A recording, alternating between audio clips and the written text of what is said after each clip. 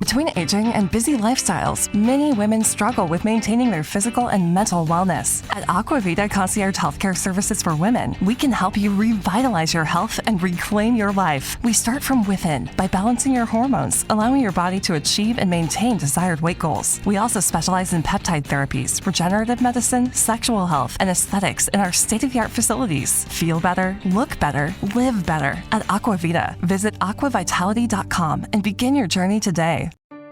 Did you miss your deadline to renew your Medicaid coverage? You can still send your completed annual review form to Healthy Connections Medicaid.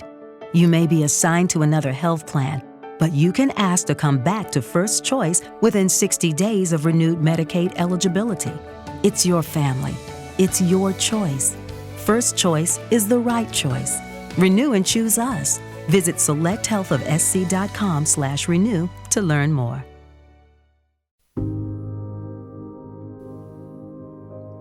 Welcome to Pretty Lies and Alibis, a podcast dedicated to the Lori Vallow and Chad Daybell case. Join us as we seek the truth and travel the long road to justice. What's going on, everybody? It's Tuesday, 2 o'clock Eastern Time, 2:20 Eastern Time. The court is currently in recess for lunch, so we wanted to hop on and do part one of day two. Last night, we noticed that part two went almost an hour, so we just decided to, again today, do two separate ones so they're not too long for you guys. It's been an interesting day in court so far. Yeah, it has. It's like been boxing matches. Oh, my goodness. It's been hostile. I think that's the word. Yeah, Pryor is just, he's hostile towards everybody. Yeah, I don't know if he maybe watched A Few Good Men or Matlock or something and saw some bad lawyer who's going to go in with some big bad attitude, and it's really annoying. There was a couple of times I wanted to punch my computer screen. Yeah. And I'm not a violent person, but if he uses the term, you can't handle the truth, then we'll know. Yeah. Yeah. He really, I thought, borderlined on being just abusive to Melanie Gibb in a way. Yeah. But I loved her spunk and her fight back towards him. She gave it back. She did. She did a couple of times. She told him, "Can you please turn your microphone up, facing your chin, so I can hear you," or something along those lines. Yeah, he's just a smart aleck. He's a big smart aleck. But I guess that's all you have left when your client's guilty as sin. True. And it's all being laid out in a preliminary. This isn't even half the evidence. Yeah. But yeah, he's an angry man. Well, he was arrested for assault and got 120 days. I don't know if he served anything, but clearly he has a temper. Yeah. I'm just throwing that in. I normally wouldn't bring up dirty baggage, but I don't like Pryor. Yeah, me neither. What a jerk. Yeah. So Melanie Gibb was on cross-exam, but before the hearing got started, she spoke to Nate outside the courtroom. What did she say? Yeah, Nate talked to her very briefly coming in, and she said that yesterday her highlight of the day was getting to talk to Kay and Larry. Yeah. And Larry and they were appreciative of what she's doing and all that stuff, it sounded like. So I thought that was pretty cool. Yeah, and then this morning, before she was called to the stand and before court went back into session, she was sitting behind Kay and Larry, and they were having a pleasant conversation. I think they were laughing a little bit. Yeah. So, and I know in the past that Kay had said she was grateful that Melanie had spoken up. Yeah. And but Pryor made sure he asked her, "Were you offered a deal since you lied to investigators about having JJ?" He wanted to know if they offered her a deal, and she said no, they did not. Yeah. And that's been in question the whole time. Was that why she's doing what she's doing? And so she set the record straight today that no. Yeah. I have a newfound respect for Melanie Gibb. I've never strongly disliked her. I think I said yesterday on the show that I think she was drinking that Kool-Aid really hard. And I think a little separation from them did her good. And I don't think that authorities really, to charge her with lying to authorities would probably undermine the value that she would have on their side. Yeah. In this whole trial, because I do believe Melanie Gibb is going to be the one that solidifies this case against them. Yeah, it's huge. And we don't know, too, are there other conversations that are text messages that she has saved? I would assume probably. that we just haven't heard yet and may not hear till trial. Yeah. So I just think there's a whole lot there. And then did you see where Pryor asked her, why did you just look at Mr. Wood? And she said, Yeah. I wasn't looking, I was glancing. And he said, you were looking at Mr. Wood. It was just sort of like, okay, what? I mean, why does that matter? Exactly. Is she not allowed? Yeah, it's against the rules to look at the prosecution. Yeah. And then when Melanie was explaining the preparedness camp where she met Chad, she said, your client was a speaker at that camp. And then Pryor got really mad and said, don't place blame on my client. Yeah. And she wasn't. She was just saying that he was there and he was a speaker. Yeah. And then just to keep the nasty going, he asked her 2 or 3 times if she had any kind of a disorder that prevented her from comprehending things or hearing things. Yeah, what's up with that? I don't know. I think maybe he's just mad she wasn't answering the way he wanted to. She was answering with what I thought was very well-placed snark. Yeah, it was great. It was great. It was like she's going in like a saloon shooting, like ping, ping, ping. She's just firing right back at him, and I loved it. Yeah. And she just said that her and Chad initially had talked about his visions of the last days and that sort of thing. I don't know. Pryor, Judge Eden seems really frustrated at this point with Pryor. Yeah, I totally agree. You can tell on his face. He sort of looks up at the ceiling when he's talking to Pryor. It's kind of like when my kids are talking to me and they don't really want to, and they just kind of look at the ceiling and I think Edens has had his belly full. Yeah, I totally agree. Yeah. And then he asked about who she had talked to in the FBI and the police department and stuff. He was wanting all these dates, and she says, I just don't remember. And he had a problem with that. Yeah, and I totally understand. Like, she remembers, and I'm not saying none of this is important, but I totally get, in your mind, certain dates stick out because of certain things happen on that date. Mm-hmm. And I totally get it. And you're not going to remember every time you talk to an agent or what month it was or what day or what time. Right. I mean... Oh, I couldn't. You know that. I forget everything. Yeah. And I would be bad. Like when I interrupt you right now, you'll forget what you was going to say. So... Oh, gosh. Yeah. I did it again. Yeah. Fruit Loop knows me better than anybody. We've been friends way too long. There was another thing that he brought up was Chad writing fiction books. Yeah, he sort of, look, I'm going to put it out there. I think it is pretty much a given fact now that Chad is flipped on Lori. Just the way Pryor is talking about Lori. Yeah. He's really trying to separate Chad from her, even saying, oh, well, they didn't hang out all that much before September. And Melanie Gibb was like, well, yeah, that's incorrect. Yeah, they did. They did. Yeah. Because they even talked about when they were in Arizona, I guess, at Lori's house, and Chad was there. Yeah. So it just seems to me like Pryor is really trying to start to divide Lori and Chad, which is kind of impossible to do. Yeah, he's definitely trying to go that route. And it's going to be a crash and burn for him. Yeah, but I just thought it was really, normally you would say, has anybody told you what to say at this hearing?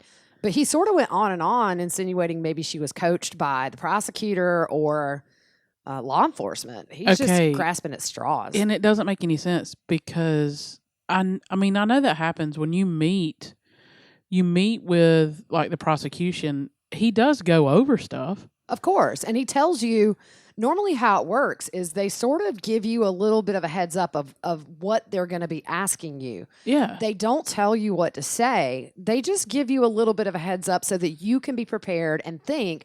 And that way you're not on the stand just, like a deer in the headlights. Yeah. I mean, you're sitting in this, what Edens calls it, the cubicle.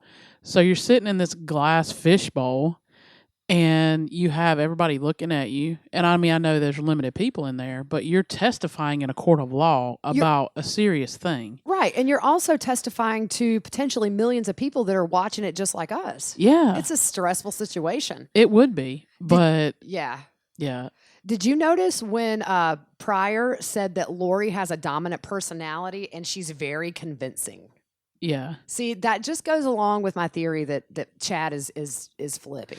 Yeah. And I wonder, Means is taking all this in. I wonder what he's telling her. Yeah, I mean, if Lori didn't know maybe that Chad was flipping, I think they're probably having that conversation today. Yeah, I would think. I wonder if his car's there. I don't know. I would wonder if think he's there. he was with her. I don't know, but and then Pryor kind of insinuated that maybe Melanie Gibb and Tylee did not get along. Yeah, and I mean, I don't know. Wood really tried to keep that out. He was objecting a lot. Well, it doesn't mean anything. It really doesn't mean anything. Melanie, I mean, is he trying to, is Pryor trying to insinuate that maybe Melanie Gibb killed Tylee, which doesn't fit. But no. I didn't understand why he had this real big need for Melanie to confirm that maybe her and Tylee didn't get along. And you were saying earlier about Tylee's personality, what you thought, and how that might come into play. What did you say about that? Yeah, I mean, we've heard from April and her friend's mom, and I think some other people Annie Cushing, yeah, that Tylee was I guess blunt, and she was I've lost the word I used earlier, but it's bouncing around in there. But she was very opinionated and knew what she wanted, and et cetera, et cetera. So, I mean, it's not unusual. Yeah. I mean, your mom gets this new friend, and there could have been some jealousy there. Yeah, and maybe jealousy, but also, I mean, Tylee, from what we've heard, seemed like she was pretty level-headed, and she may have seen the change in her mom pretty rapidly after she started hanging around with these people. And I mean, we don't know, but maybe Tylee raised objections to Chad and everybody in that group, and which could be one of the reasons why she was killed. Right. I mean, we don't know that, but yeah. The other thing that really bothered me about Pryor was when Melanie Gibb, he was asking Melanie Gibb about her autistic son being questioned by police, and he essentially called her child, who has autism, a liar. Yeah. The judge, when Pryor asked her if she had an autistic kid, the prosecutor objected, and the judge said, "I'll allow it, but you're bordering on irrelevant." That, I don't even know how that fit into this picture. Why are you trying to point out that an autistic kid may have given a false statement to police? Yeah, it doesn't mean anything. Yeah, I just thought that was a really low moment in a morning of really low moments. I mean, that one stood out to me. Well, he's grasping at straws. Yeah. But did you also get the sense that maybe he was sort of going down this road of starting to give a bit of their defense in that possibly Lori and Alex were the masterminds, because he kept inquiring about the closeness of their relationship? Yeah, it was weird. The closeness and who shared a room. Did Alex sleep over? How many bedrooms was in the apartment? Like, it was just really weird. He gives me creepy vibes anyways. Yeah, I don't like him. I just don't like his tone. He comes across as kind of I'm better than you in the manner in which he speaks, and he gives me the willies. Yeah, and I just want to make a point to say that Chad acts like the assistant defense attorney. Yeah, well, I guess he's like, yeah, it's weird. So annoying. I mean, and he'll nod his head like, I don't forget who was on the stand, and when he was done, he nodded his head like, okay, thank you. Like, I don't know. And also, when you mentioned that Pryor said something about Chad's books being fiction, Chad had passed him a note right before he said that. So I think that came from Chad to point out that, I mean, he's a self-proclaimed prophet. Yeah. But now all of a sudden his books are fiction. And that's a lie, because he wrote an autobiography.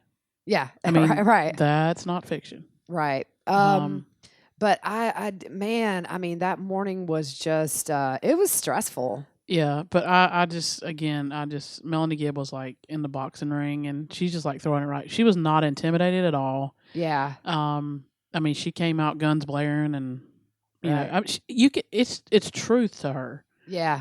I mean, she doesn't hesitate. I mean, on dates I would, because I mean, I would do the same thing. Yeah, for sure. But it's just truthful, and I mean, I can sense she has a piece about it.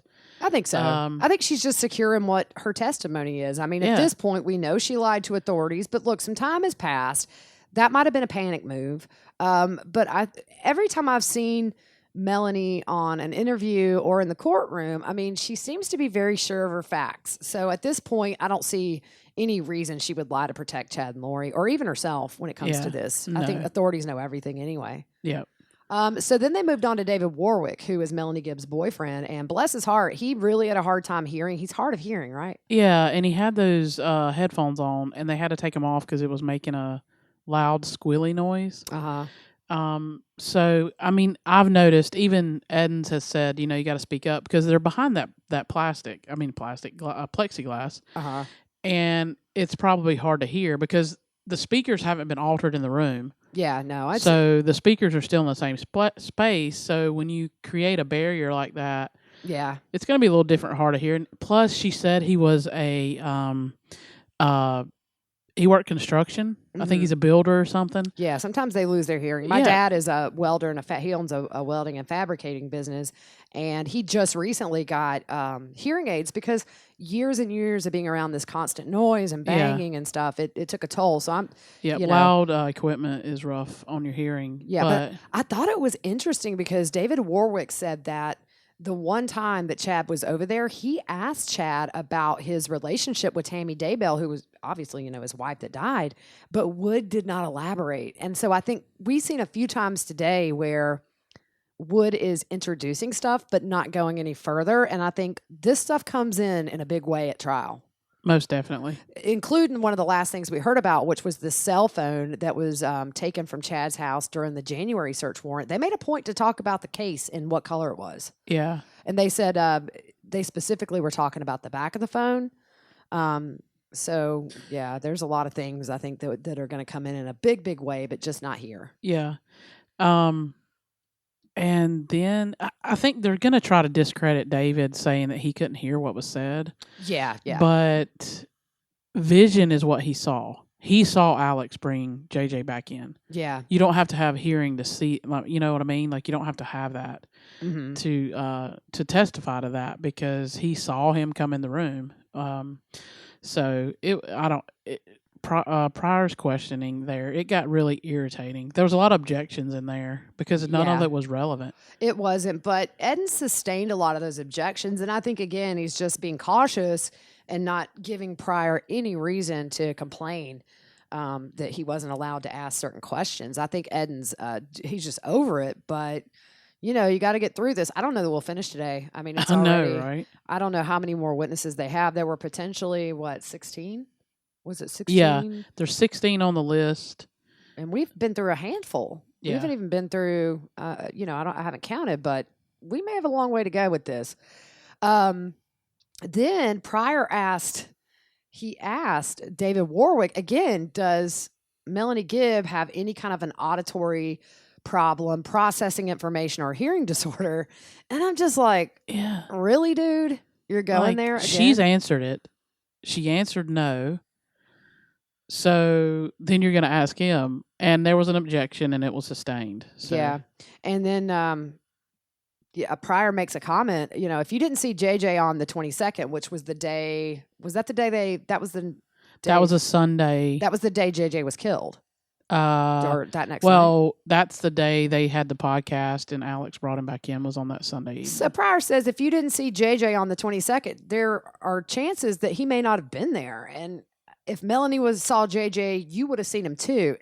And I think there were some objections. I mean, here's the thing: Melanie testified that she saw. She glanced over. They were still doing their podcast, and Alex walks in with him.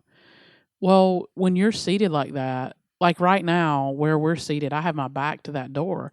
I can't see somebody come in. Right. So depending on where they were facing, he may not have seen him at that point in time or whatever. It was Pryor being dumb. Yeah. Oh man, we got to think of a nickname for him. We'll have to think on that and let you guys know what we come up with. So then the next witness was somebody that represented the jailhouse recordings. Oh, this was great. We were both like, what? Oh my gosh, we're about to hear a recording. Unfortunately, the audio was not good. Yeah, it was hard to understand. It was like he was eating the cell phone. Yeah, exactly. But I think this shows that he was, I mean, at some point he was talking to Lori on the phone Yeah. when he was out, when they were searching the house. He did say something about the kids. We couldn't hear because Lori said, "Are you okay?" And Chad said, "The police are here." And she says, "Are they seizing stuff?" And then it was something about the kids. And I think the reason Woodbottom brought this in is because it shows that Chad can't play dumb and say he didn't know the kids were on the property. Yeah. I think they're going to try to clear that up a little bit too. Yeah, but she kept saying, "Are they seizing stuff?" And he was like, "They're searching the property." So I think that's just a way Wood, can say. And if we can get our hands on that, we'll try to clean it up as well and see. But it is kind of, some of it's murmured. But she says stuff like, I couldn't figure out why she said, as soon as they called, she said, "Are you okay?" Right. And her lawyer may have told her, like, they're searching Chad's property. Could be. But she asked several times, they're searching, are they seizing stuff? And he's like, no, they're searching the property. Yeah. He says that twice. Yeah. And they're, without saying it, they're about to find the kids, essentially. And I would love to hear that little snippet where the last word he said was kids, just to see, and I'm sure there'll be a transcript or something, or yeah, we're going to import that audio and try to clean it up ourselves. Yeah, and see if we can hear a little bit better.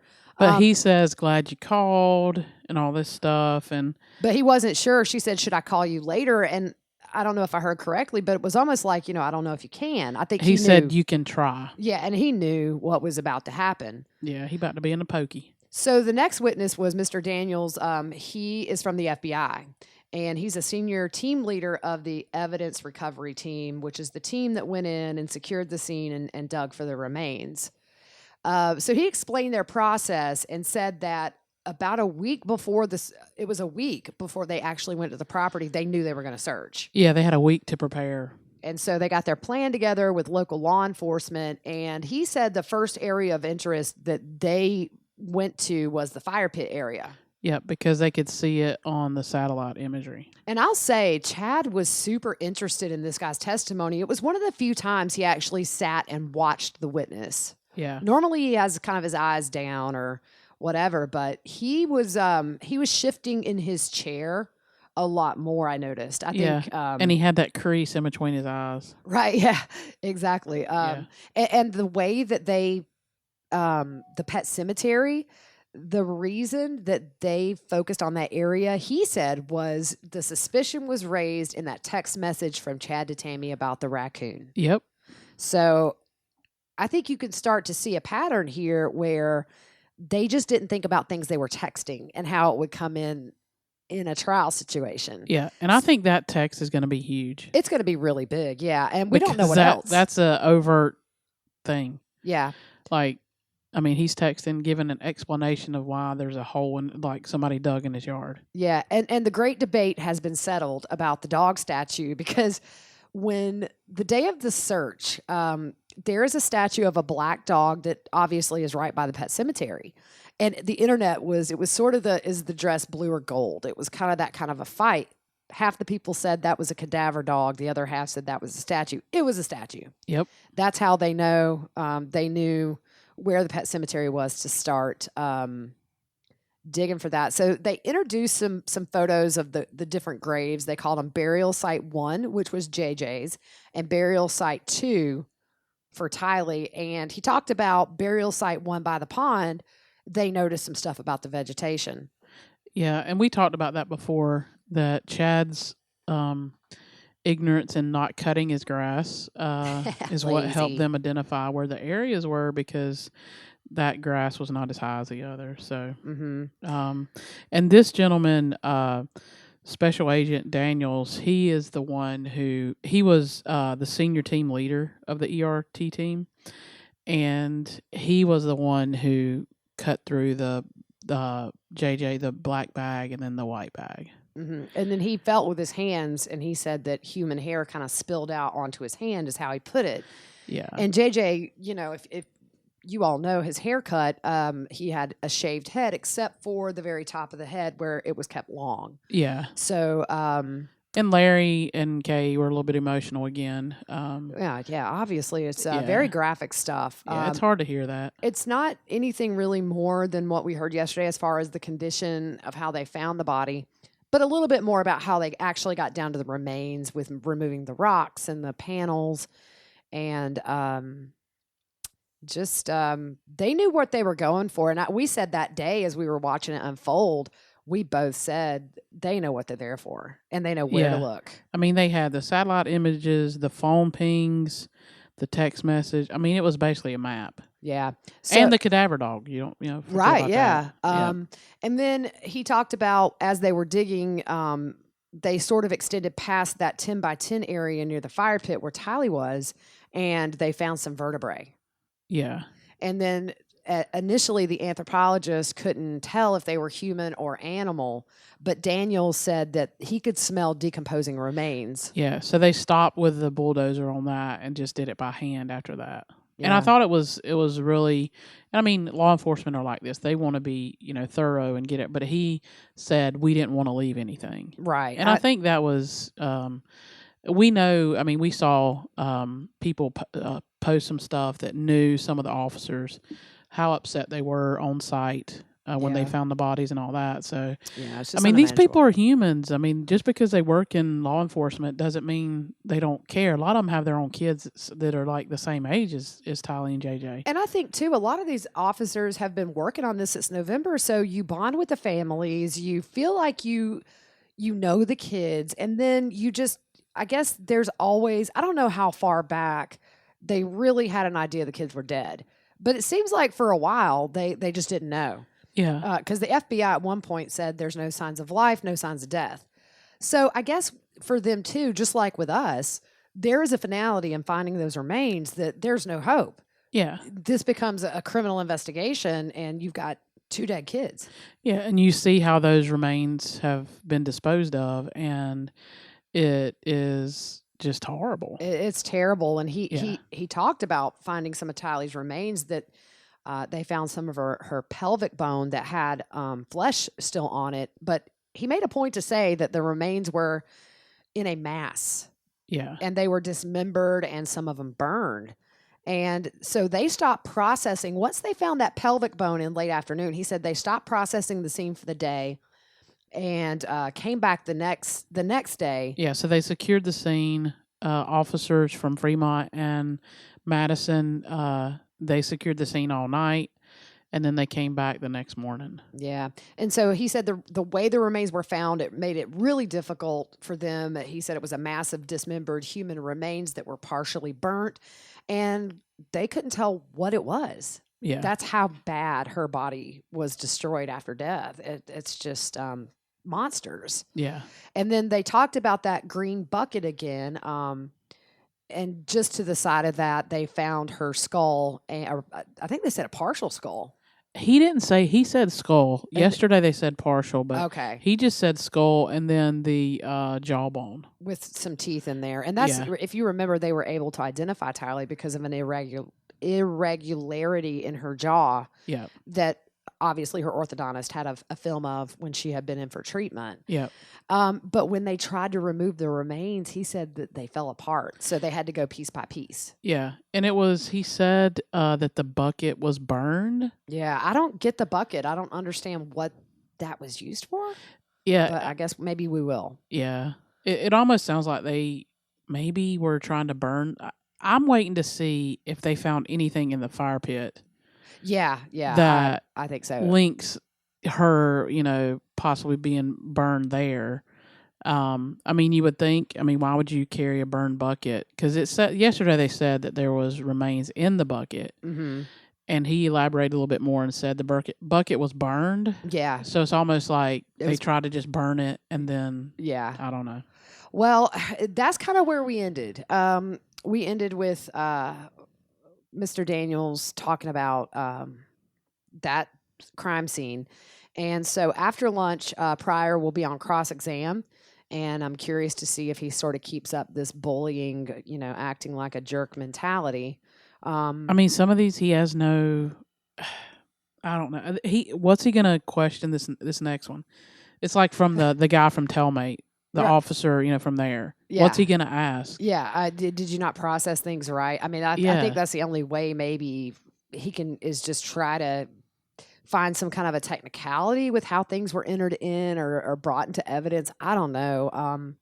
Then again, it might just be a really short cross exam because how do you doubt the FBI when they have their ducks in a row? Yeah, and they're giving you evidence. Right. Like it's nothing they've done. Like I mean, there's nothing they could have or couldn't have done. Right. Yeah. They're just giving evidence of what they found. So Well, we'll see.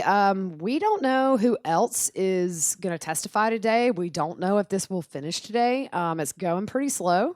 yeah, So I don't know how did they do it because they only reserved yesterday and today for this hearing. I just assume they may try to finish up. But if they don't, I don't know. Do we go back tomorrow? I'm not sure how they work it with the docket. yeah. I don't know either if they'll go later today trying to get everything in. I would say if it goes to tomorrow, I mean, this case would probably. We had talked before on a podcast earlier about a month ago about A and B cases where you have your case that takes the priority. And so if you're to be heard by Edens tomorrow, if this case doesn't finish, they probably just bump you. Yeah. So I feel like they'll try to finish this up just regardless of today or tomorrow. But we will stay on top of it. Court resumes in about 30 minutes. It's 2:51 on the East Coast. I think Edens said 3:20. Yeah, I think so. So we'll be live tweeting on Twitter at Pretty Lies Alibi. You can watch the trial on our or the hearing on our website at www.prettyliesandalibis.org. And we probably need to update our Facebook page a little bit, but we'll be here. Was there anything else you wanted to add? No, I think that's it. Yeah. So we will most likely have another second part of this podcast later tonight. But in the meantime, just follow us on social media as we keep going through this hearing. Goodbye. Adios.